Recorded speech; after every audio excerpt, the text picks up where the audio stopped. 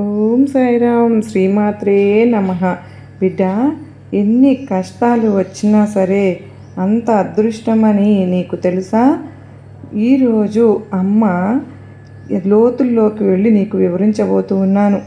జీవితం అనే ప్రవాహంలో నువ్వు ఒక్కొక్కసారి అలసటతో, ఆవేదనతో నిండిపోతున్నావు.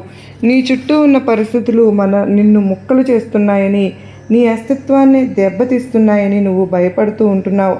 కానీ నీ దుర్గమ్మ చెప్తూ ఉన్నాను, ఒక్కసారి ఆకలింపు చేసుకో. నీకు ఎదురయ్యే ప్రతి అవమానం, ప్రతి ఓటమి వెనుక ఒక అద్భుతమైనటువంటి నిర్మాణ క్రమం దాగి ఉందని అర్థమవుతుంది. ఈ ప్రయాణం కేవలం మాటల కోసం కాదు, నీ అంతరాత్మను మేల్కొల్పి నీ జీవిత గమనాన్ని మార్చడానికి ఉద్దేశించినటువంటి ఒక దివ్య మార్గదర్శనం. ముందుగా ఒక చిన్న హెచ్చరికతో చెప్తున్నాను. ఈ విజ్ఞానం అనేది అత్యంత విలువైనదమ్మా, మరియు లోతైనది. కేవలం పైపైన వింటూ కాలక్షేపం చేయాలనుకోవద్దు. సహనం లేని వారు ఈ ప్రయాణాన్ని ఇప్పుడే ఆపివేయండి. ఎందుకంటే మార్పు అనేది నిశ్శబ్దంగా, ఏకాగ్రతతో విన్నప్పుడే సంభవిస్తుంది. హృదయంలో నిజమైన తపన, జీవితంలో ఎదురయ్యే సవాళ్లను ధైర్యంగా ఎదుర్కోవాలనే ఆశయం ఉన్నవారు మాత్రమే నా మాటను స్వీకరించడానికి అర్హులు. ఇక్కడ నేను చెప్పబోయే ప్రత్యక్షరం నీ ఆలోచన విధానాన్ని పరీక్షకు గురిచేస్తుంది. నీలోని అజ్ఞానపు పొరలను తొలగిస్తుంది. నీకు ఓపిక లేకపోతే మనస్సుతో ఈ పరమ రహస్యాన్ని గ్రహించటం అసాధ్యం.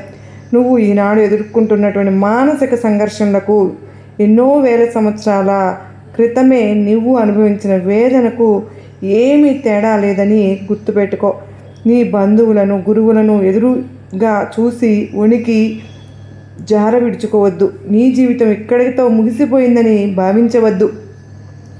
నేను నీకు చెప్తూ ఉన్నాను, ఇది విచ్ఛిన్నం నుండి ఒక మహా గొప్ప అద్భుతం జరుగుతుంది. తల్లి, నిన్ను ఓదార్చడానికో లేదంటే నిన్ను మభ్యపెట్టడానికో నేను చెప్పడం లేదమ్మా.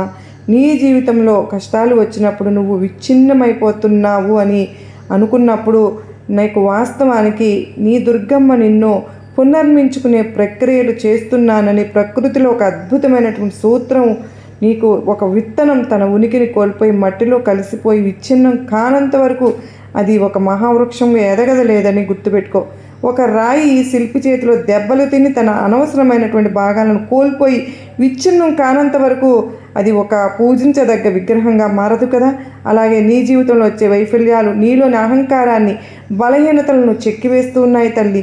నీ దుర్గమ్మ చెప్తున్నట్లు కర్మ ఫలాన్ని ఆశించకుండా చేసే పోరాటంలో నీకు కలిగే ప్రతి అనుభవం నిన్ను పరిపూర్ణత వైపే నడిపిస్తుంది.